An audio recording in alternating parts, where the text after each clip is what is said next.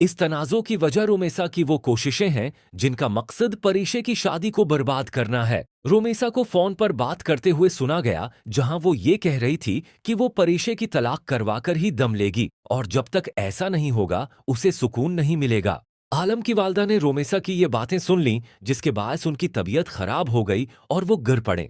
तबीयत संभलने के बाद आलम की वालदा ने घर के सब लोगों के सामने रोमेसा का भांडा फोड़ दिया और उसके उन इरादों को बेनकाब कर दिया जो वो प्रीशे का घर इजाड़ने के लिए कर रही थी। घर के देगर अफराद जिनमें इरफान साहब भी शामिल थे रोमेसा की हरकतों पर शदीद हैरान और शर्मंदा नजर आए और उन्होंने उसके रवैये पर सख्त रद्दामल जाहिर किया। रोमेसा की हकीकत सामने आने के बाद घर का माहौल मुकम्मल तौर पर बदल जाता है। आलम की वालदा सबके सामने वाज़ेह अल्फाज में कह देती हैं कि अब मजीद खामोश रहने का वक्त खत्म हो चुका है और हर किसी को ये जान लेना चाहिए कि रोमेसा मुसलसल परीशे की उज़दवाजी जिंदगी को नुकसान पहुंचाने की कोशिश कर रही थी। उनकी बातें सुनकर घर के तमाम अफराद हैरत में मुब्तला हो जाते हैं जबकि रोमेसा खामोश खड़ी सबके चेहरों को देखती रह जाती है। इरफान साहिब को यकीन नहीं आता कि रोमेसा उस हद तक जा सकती है। वो इससे सवाल करते हैं कि आखिर परीशे ने उसका क्या बगाड़ा था जो वो उसका घर बर्बाद करने पर तली हुई थी। रोमेसा के पास उन सवालों का कोई वाज़ेह जवाब नहीं होता। वो बार बार अपनी सफाई पेश करने की कोशिश करती है लेकिन कोई भी उसकी बात पर यकीन करने के लिए तैयार नहीं होता। घर वालों को महसूस होने लगता है कि आलम की वालदा ने जो कुछ कहा है वो सच है।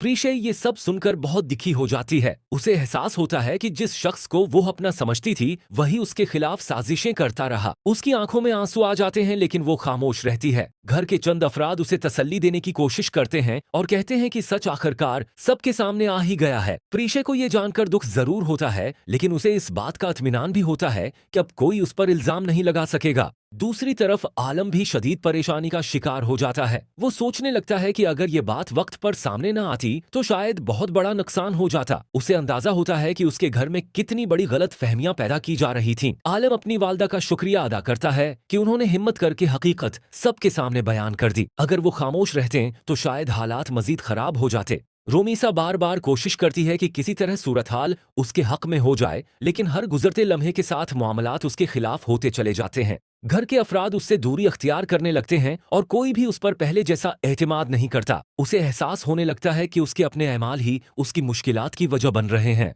इरफान साहिब सख्त नाराजगी का इजहार करते हुए कहते हैं कि किसी के घर को इजाड़ने की कोशिश करना बहुत बड़ी गलती है। वो वाजे कर देते हैं कि ऐसे रवैये को किसी सूरत बर्दाश्त नहीं किया जा सकता। उनकी बात सुनकर सब लोग खामोश हो जाते हैं क्योंकि हर शख्स जानता है कि मामला बहुत संगीन हो चुका है। रोमेसा के चेहरे पर परेशानी साफ दिखाई देने लगती है। इधर प्रीशे अपनी जिंदगी को मामूल पर लाने की कोशिश करती है। वो चाहती है कि घर में दोबारा सुकून कायम हो और सब लोग एक दूसरे पर एतमाद करें। ताहम हालिया वाकयात ने उसे अंदर से बहुत मुतासिर किया होता है। वो बार बार यही सोचती है कि आखिर कोई उसके साथ ऐसा क्यों करना चाहता था। उसके बावजूद वो हौसला नहीं हारती और मजबूत रहने का फैसला करती है। घर के बुजुर्ग भी उस मामले पर गुफ्तगू करते हैं और इस नतीजे पर पहुंचते हैं कि आइंदा किसी भी बात पर यकीन करने से पहले हकीकत जानना जरूरी है। वो समझते हैं कि गलत फहमियों और साजिशों ने पूरे खानदान को मुतासिर किया है, इसीलिए अब हर मामले को एहतियात से देखना होगा ताकि दोबारा ऐसी सूरत हाल पैदा न हो।